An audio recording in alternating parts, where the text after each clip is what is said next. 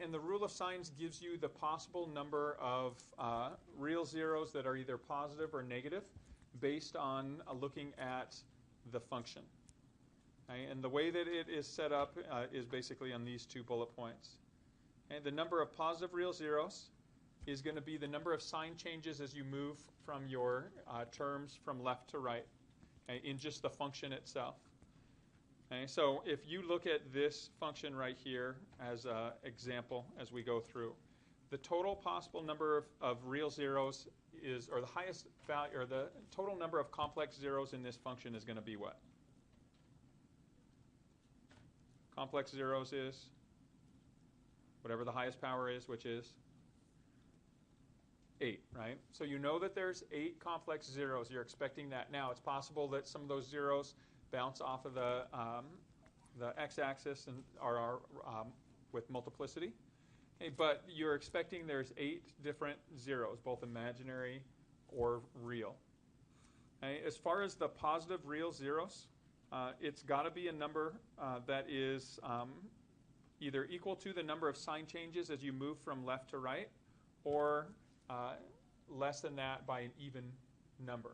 Okay, and so here's what that means.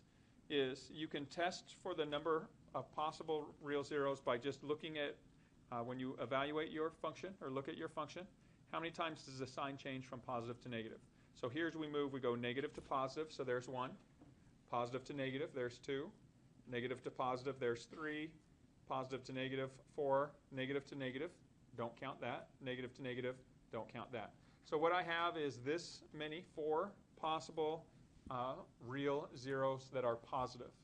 Okay? Or it says less than that by an even integer. So it's either 4, 2, or 0. Okay? Now, again, in something like this, it doesn't specifically tell you what that is, but it allows you at least to test sort of a general tendency to see you're expecting 4 positive zeros, 2 positive zeros, or no positive zeros. There's no other option between other than those. Okay. To test for the number of negative real zeros, what you're going to do is that exact same thing, but with f of minus x. And so what that means is if you took your function here, f of minus x is really easy to evaluate because everywhere you have an x that's an even power, the sign doesn't change. So negative 2x to the 8 is not going to change. But every sign that or every x that has a odd power, the sign is going to change.